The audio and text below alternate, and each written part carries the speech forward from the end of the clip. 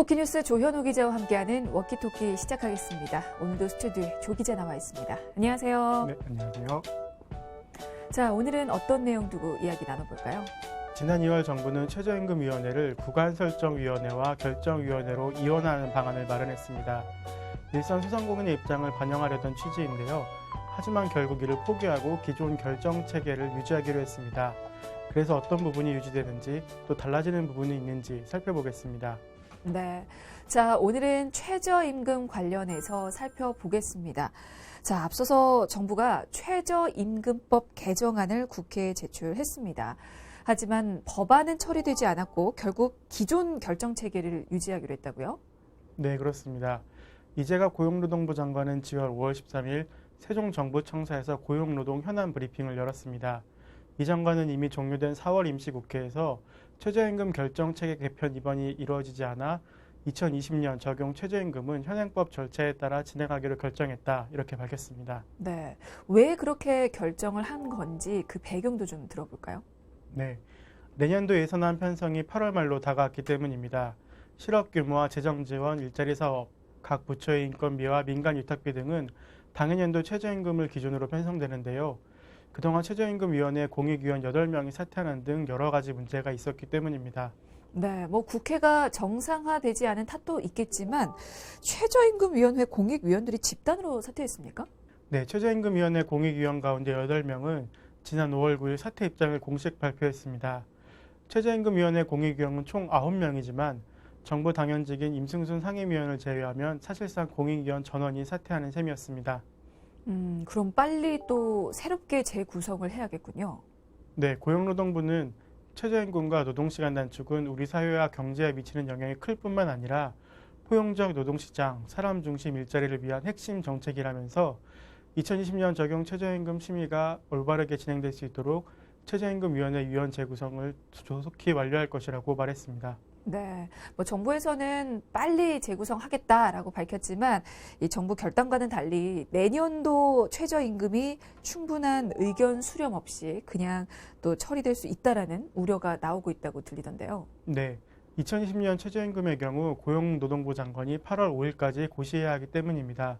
이의 신청 기간 등을 감안했을 때 늦어도 7월 말까지는 최저임금위원회에서 최저임금을 결정해야 하지만 이미 평년 대비 한 달가량 늦어진 상황입니다. 네, 결국 그런 이유들이 합쳐져서 정부의 결정이 늦어진 것으로 보면 되겠습니까? 네, 본래 정부는 최저임금위원회를 개편할 계획이었습니다. 전문가로 구성된 구간설정위원회를 통해 상하한 폭을 정하고 결정위원회에서 최종적으로 결정하도록 하는 이원화였는데요. 하지만 패스트트랙 갈등 등으로 인한 국회 파행과 공익위원 사퇴 등으로 불가피하게 기존 결정체제를 유지하기로 결정한 겁니다. 네, 뭐 이렇게 기존 결정체계가 유지되기로 한 만큼 그 결론을 또 기다려봐야 할 텐데요. 자, 이제 최저임금 관련해서 또 들여다보겠습니다. 현재 최저임금 인상률은 가파르게 성장하고 있죠?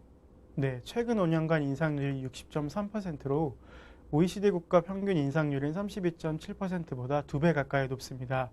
최저임금은 지난해 7,530원으로 전년 대비 16.4% 증가했고 올해 최저임금도 전년 대비 10.9%가 오른 8,350원으로 결정된 바 있습니다. 아, 이렇게 급격하게 올린 게 문재인 대통령의 공약 때문입니까? 사실 문재인 정부가 지난 2년간 최저임금을 크게 올렸잖아요. 네, 무려 29.1%의 최저임금 인상을 단행했습니다. 그래서 자영업자들의 인건비 부담이 급증했고 기업들도 신규 채용을 외면하면서 가뜩이나 높은 청년 실업률을 더 끌어올렸다는 지적이 나오고 있습니다. 네, 그래서 우려의 목소리도 들리고 또 지적도 있었어요. 네, 기업의 경영비용과 소상공인 부담 등에 대한 우려의 목소리가 계속되었었는데요. 이재갑 고용노동부 장관 역시 얼마 전 열린 기자간담회에서 지난해 7월부터 8월까지 취업자 증가폭이 2,000명에서 3,000명 선으로 떨어졌다면서 전적으로 최저임금 때문이라고 할 수는 없지만 일정 부분 영향이 있었다라고 밝혔습니다. 특히 도소매와 음식점 한 개 기업에 대해 최저임금 인상 영향이 컸다고 인정한 바 있습니다.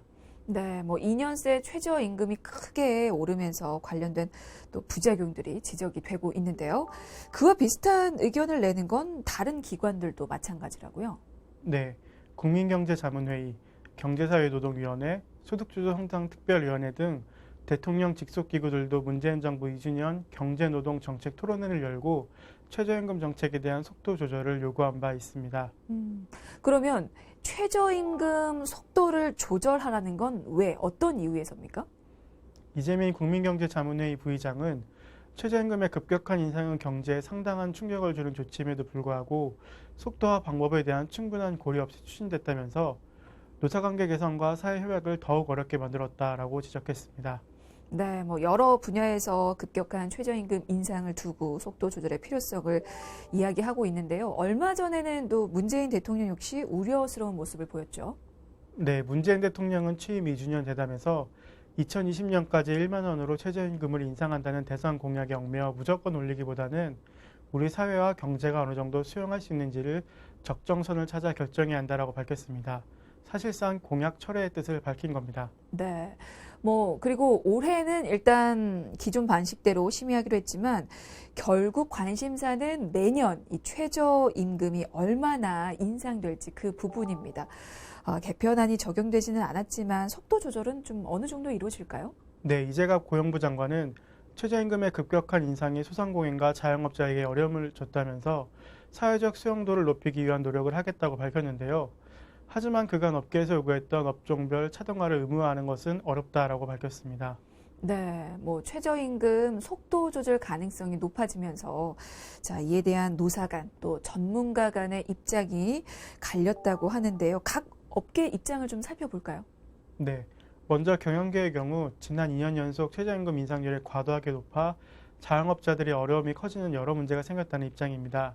그래서 내년 최저임금 인상은 이를 고려해야 하며 최저임금의 지역별 차등화 등 보완 대책이 필요하다라고 밝혔습니다. 아무래도 경영자 입장에서는 그럴 수밖에 없겠죠. 지급해야 할 임금이 늘어날 수밖에 없으니까요. 네, 한국경영자총협회는 5월 13일 우리나라와 경제협력개발기구 국가의 최저임금 수준을 국제비교 보고서를 통해 발표했는데요. 이에 따르면 2019년 한국 최저임금의 상대적 수준은 중위임금 대비 64.5%, 평균임금 대비 50.3%로 나타났습니다. 그래서 OECD 28개국 평균이 중위임금 대비 54.7%, 평균임금 대비 43.4%인 것에 비해 크게 높은 수준이라고 주장했습니다. 그러면 그 주장에 대해서 고용노동부 입장은 어떻습니까? 네, 이재갑 고용부 장관은 그와 관련해 OECD 통계를 인용할 때에는 국가별로 최저임금 산입 범위와 통계 기준 등이 달라 일률적으로 비교를 해서는 안 된다라는 주의사항이 있다면서 노사양 측은 국제적으로 통용되고 있는 계산식을 쓰고 있다고 말했습니다. 그러니까 우리가 그렇게 높은 수준은 아니라는 거죠? 네, 가장 최근 발표된 OECD 통계는 2017년인데요. 일 기준으로 한국 최저임금의 중위임금 대비 수준은 52.8%로 27개국 중 11위고 평균임금 대비 수준은 41.4%로 27개국 중 13위인 중위권이라고 말했습니다. 네, 어떻게 보면 그 경영계와 또 고용노동부는 입장차를 보이는 게 당연하다는 생각이 듭니다. 하지만 정부 기관에 따라서도 다른 입장을 보이고 있다고 하는데요. 고용노동부 입장과 또 중소벤처기업부 입장에서 차이가 있다고 하더라고요. 네, 박영선 중소벤처기업부 장관은 최저임금 인상 부분에 대해 최저임금 인상은 사회 양극화를 해소하기 위한 정부 노력의 일환이었는데 또 다른 어려움이 생겨나니 이제 그 어려움을 잘 경청해야 할 시기라고 말했습니다. 그러니까 한 번은 멈출 때가 아니냐라는 의견으로 좀 들리는데요. 그럼 내년 최저임금을 동결하는 방안에 대해서는 어떻게 또 답을 했습니까?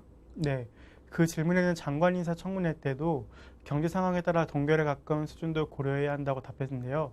우회적으로 의견을 피력한 것이라고 볼 수 있습니다. 네, 그러니까 결국 대통령의 공약대로 무조건 올려야 한다는 의견은 아닌 거네요. 네, 그렇습니다. 박영선 장관은 다른 나라의 사례를 들었는데요.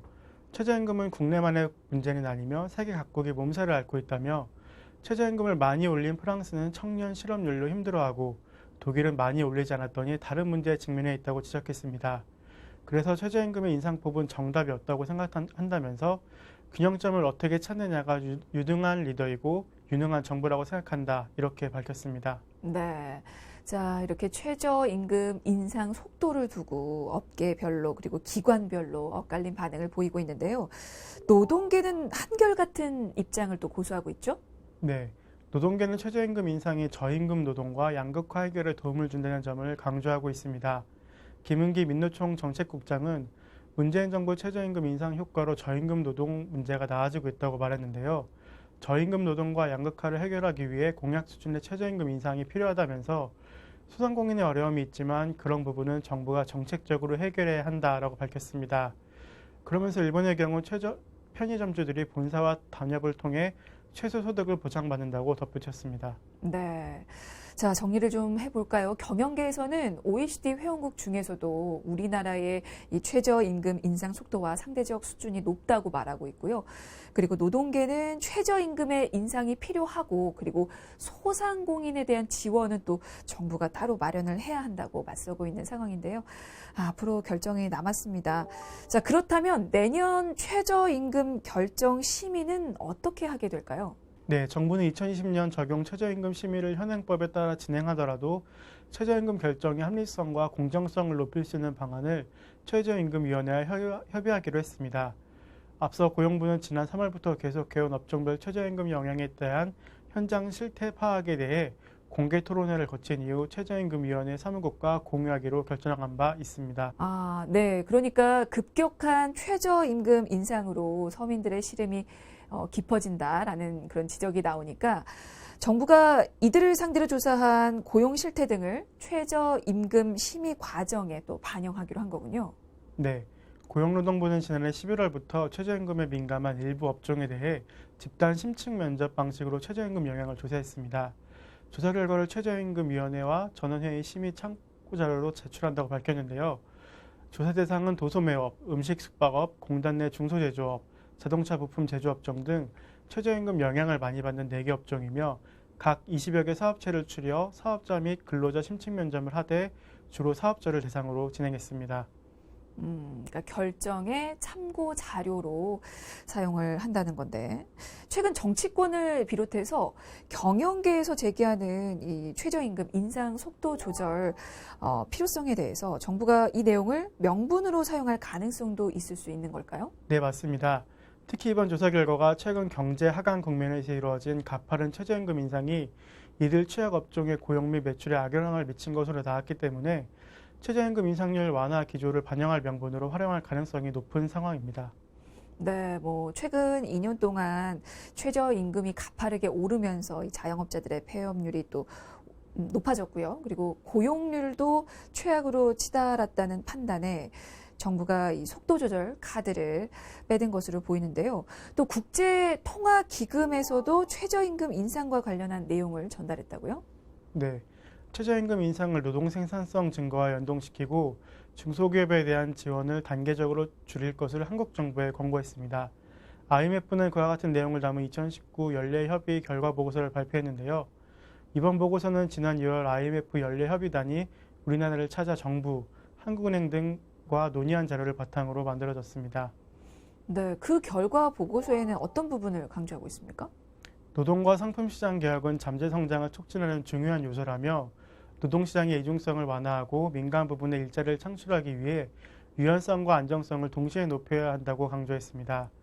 특히 최저임금 인상과 관련해서는 노동 생산성 향상과 연계해야 한다라고 덧붙였습니다. 네, 어렵습니다. 각 기관에서 좀 다른 입장차를 보이고 있어서 난항이 예상되는데요. 앞으로 상황을 좀 더 지켜봐야 될 것 같습니다. 자, 오늘 워키토키는 여기까지고요. 지금까지 쿠키뉴스 조현우 기자였습니다. 고맙습니다. 감사합니다.